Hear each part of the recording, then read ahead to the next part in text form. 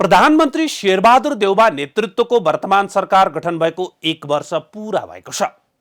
तत्कालीन प्रधानमन्त्री केपी शर्मा ओलीले पटक पटक संसद विघटन गरेपछि सर्वोच्च अदालतले परमादेश जारी गर्दै नामै तोकेर शेरबहादुर देउबालाई प्रधानमन्त्रीमा नियुक्ति गर्न राष्ट्रपतिका नाममा आदेश जारी गर्यो। सोही आदेश बमोजिम गठन भएको देउबा नेतृत्वको सरकारले 1 वर्षमा केही सफलता हासिल गर्न सफल भयो भने धेरै विषयमा निकै आलोचित तथा असफलताको शिकार भएको छ। संविधान, संसद र लोकतन्त्र जोगाउन सरकार सफल भएको सत्तारूढ गठबन्धनको ठहर छ। प्रधानमन्त्री शेरबहादुर देउबा नेतृत्वको वर्तमान सरकार गठन भएको 1 वर्षको अवधिमा जनजीविकाका विविध सवाल र विकास निर्माणमा आशातीत सफलतासँगै संविधान, संसद र लोकतन्त्र जोगाउन मुख्य सफलता हासिल भएको छ, सत्ता गठबन्धनले भनेको छ। सर्वोच्चको परमादेशबाट गठन भएको शेरबहादुर देउबा नेतृत्वको 5 दलीय गठबन्धन सरकारको आज 1 वर्ष पूरा भएको छ। तत्कालीन केपी शर्मा ओली नेतृत्वको सरकारलाई अधिनायकवादी, निरङ्कुश र संविधानको चिरहरणका रूपमा चित्रण गर्दै गठन भएको देउबा सरकार वर्ष दिनमा नै ओलीकै भन्दा पश्चगामी पथमा लम्किएको छ। लोकतन्त्र र संविधानको रक्षकका नायक रूपमा चिनाएको देउबा सरकार आधा दर्जन बढी विवादास्पद निर्णयबाट नै आलोचनाको शिकार हुनु परेको छ। देउबा सरकारले मन्त्री परिषदलाई पूर्णता दिने क्रममा गैर सांसदलाई मन्त्री बनाएपछि सरकारको चौतर्फी आलोचना भएको थियो। 2078 को असोज 22 मा मन्त्री परिषदलाई पूर्णता दिँदा देउबा सरकारले प्रधान न्यायाधीश सुरेन्द्र शमशेर राणाको नातामा जेठान पर्ने गजेन्द्र बहादुर हमाललाई उद्योग मन्त्रीमा नियुक्त गरेपछि देउबा सरकार विवादमा फसेको थियो। चौतर्फी विरोध भएपछि मन्त्री भएको 40 घण्टा नबित्दै हमालले राजीनामा दिनु परेको थियो। नेपाली राजनीतिमा गुणको पैँचो तिर्नुपर्छ भन्ने संस्कार पनि स्थापित नै छ। त्यसैले पनि देउबा सरकार गठन गर्नमा सघाउ पुर्याएका माधव नेपाललाई नेकपा एमालेबाट अलग गराउन देउबाले 20% मै दल विभाजन गर्न मिल्ने गरी अध्यादेश जारी गरेर नेपाललाई गुण तिर्नु भएको थियो। यसभन्दा अगाडि ओली सरकारले 40% ले दल विभाजन गर्न मिल्ने कानुन ल्याउँदा यिनै दलहरूले विरोध गरेका थिए। यो मामिलामा पनि देउबा ओली भन्दा पश्चगामी देख्नु भएको छ। यही प्रावधानको प्रयोग गर्दै नेकपा एमाले र संघीय समाजवादी फोरम विभाजन भयो। देउबा सरकारको अर्को विवादास्पद निर्णय हो गभर्नर महाप्रसाद अधिकारीलाई निलम्बन गर्नु। विलासी वस्तुको आयात रोक्ने लगायतका नीतिगत निर्णय गर्नुअघि सूचना चुहाइएको भन्दै गम्भीर आरोप लगाएर गभर्नर अधिकारीलाई पद मुक्त गर्ने निर्णय गरेको थियो। तर खासमा एक व्यक्तिको अमेरिकाबाट आएको अवैध धन छुटाउन तत्कालीन अर्थमन्त्री जनार्दन शर्माले बारम्बार दिएको दबाब नमानेपछि उहाँलाई हटाइएको थियो।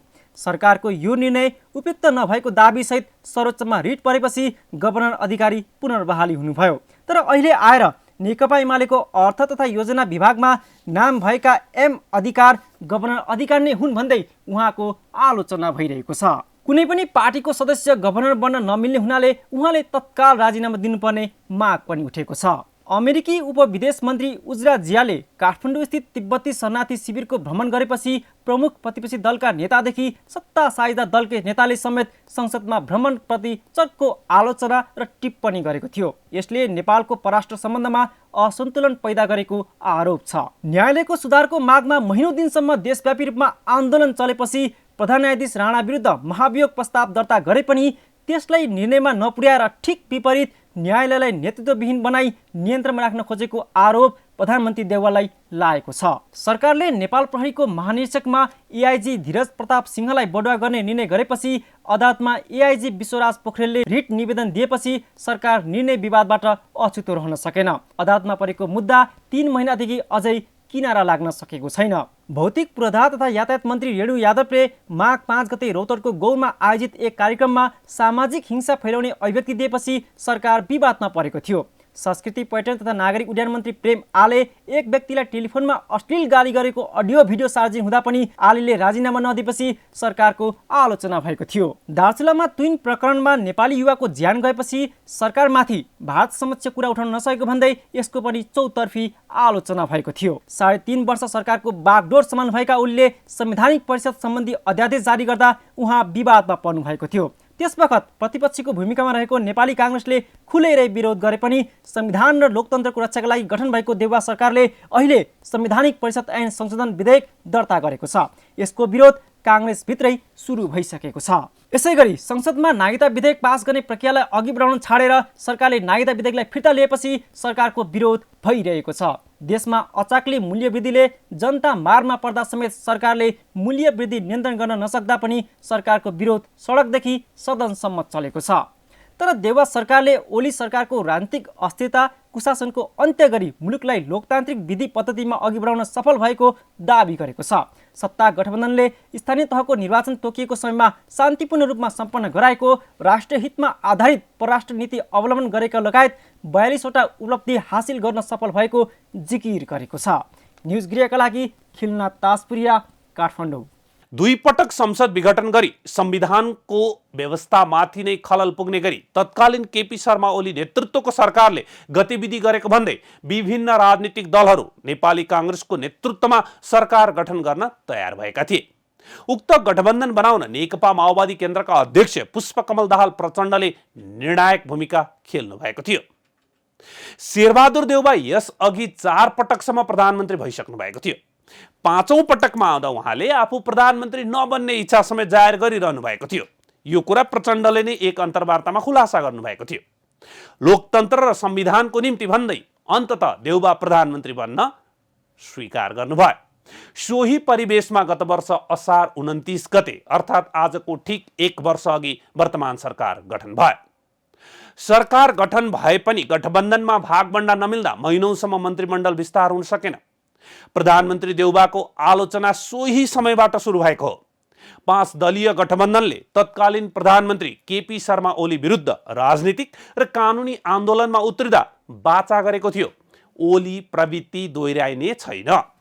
तर अहिलेको गठबन्धन सरकारले ओली प्रवृत्ति दोहोर्याउने मात्र होइन, उहाँलाई उछिन्न थालेको छ। सत्ता गठबन्धन र सरकारको बागडोर सम्हालेका प्रधानमन्त्री शेरबहादुर देउबा एकपछि अर्को विवादमा मुछिँदै जानुभएको छ।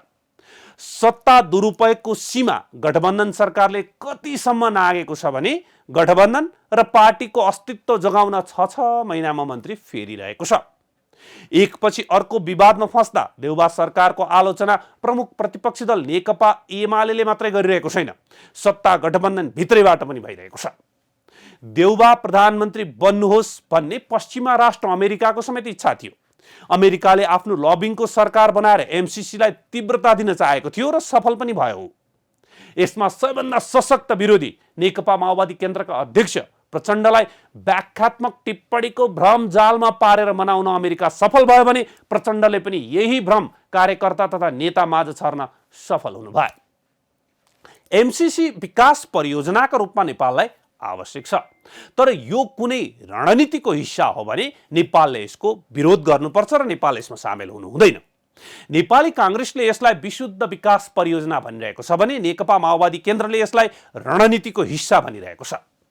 गठबन्धन भित्रकै यस्तो भ्रमपूर्ण अवस्थामा एमसीसी संसदबाट पास गराउन सफल हुनु एकातिर यो सरकारको सफलता हो, तर अर्कोतिर एमसीसीका कारण यो सरकारले निकै आलोचना भोग्नु पर्यो। 1 वर्षमा अन्य केही गर्न नसके पनि प्रधानमन्त्री देउबा गठबन्धनको सन्तुलन मिलाउन निकै सफल देखिनु भयो। उहाँले जसरी पनि आउने निर्वाचनसम्म गठबन्धन जोगाउनै पर्ने व्यक्तिगत र सार्वजनिक रूपमा भन्दै आउनु भएको छ। तर असफल प्रधानमन्त्रीको तकमा नै पाउनुभएका देउबा यसपटक पनि असफल हुँदै गएको एकपछि अर्को विवादले साबित गर्दै गएको छ। प्रधानमन्त्री नियुक्त हुने बित्तिकै प्रधानमन्त्री देउबालाई सरकार विस्तारमै हम्मे पर्यो। त्यसका लागि उहाँले सबैभन्दा पहिले अघिल्लो ओली सरकारभन्दा पश्चगामी कदम चाल्दै 20% मै दल विभाजन गर्न सक्ने अध्यादेश ल्याउनु भयो।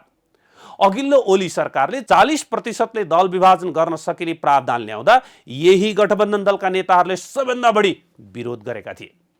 शेरबहादुर देउबाले 20% मा दल विभाजन गर्न मिल्ने अध्यादेश ल्याउनु भयो र काम फत्ते भएपछि फेरि गठबन्धनभित्र गडबडी होला भनेर तत्कालै फिर्ता पनि लिनुभयो। यसपछि बल्ल बल्ल सरकार विस्तार गर्नुभएका शेरबहादुर देउबालाई पहिलो गाँसमै ढुङ्गा भने जस्तो गजेन्द्र बहादुर हमालको मन्त्रीमा नियुक्तिले पार्यो। गजेन्द्र बहादुर हमाललाई आपूर्ति मन्त्रीमा नियुक्त गर्ने बित्तिकै उहाँ प्रधान न्यायाधीश चोलेन्द्र शमशेर जबराको आफन्त भएको र संवैधानिक परिषदको भागबण्डामा नियुक्त गरिएको भन्ने आरोप लाग्यो। यसमा देउबाको यति गम्भीर आलोचना भयो कि हमाल राजीनामा दिन बाध्य हुनुभयो भने यही आरोप लगाएर सरकारले चोलेन्द्र शमशेर जबरा विरुद्ध महाअभियोग नै दर्ता गरायो।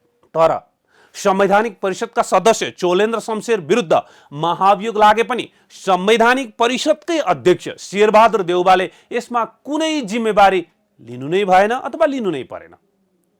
शेरबहादुर देउबा सरकारले प्रधान न्यायाधीश चोलेन्द्र शमशेर जबरालाई महाअभियोग प्रस्ताव त दर्ता गर्यो, तर त्यसलाई अझै टुङ्गोमा पुर्याउन भने सकेको छैन। सरकारको यो रवैयाले एकातिर न्यायपालिकालाई नेतृत्वविहीन बनाएको छ भने अर्कोतिर न्यायपालिकालाई आफ्नो मातहतमा र नियन्त्रणमा राख्न खोजेको पनि आरोप लागेको छ। यसले अहिलेसम्म प्रधानमन्त्री देउबाको चौतर्फी आलोचना भइरहेको छ। मुलुकलाई विकास उन्मुख भन्दा पनि उहाँ गठबन्धन टिकाउन र सत्ता बचाउन मात्र केन्द्रित भएको आरोप छ।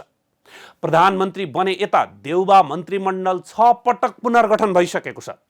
गत वर्ष 4 पटक र यो वर्ष 2 पटक गरी देउबाले 6 पटक मन्त्री परिषद हेरफेर गर्नुभएको छ। 12 महिनामा देउबाले 32 जनालाई मन्त्री बनाइसक्नु भएको छ। यसले संविधानको स्थिर राजनीति र स्थिर सरकारको मर्ममा नै प्रहार गरेको छ।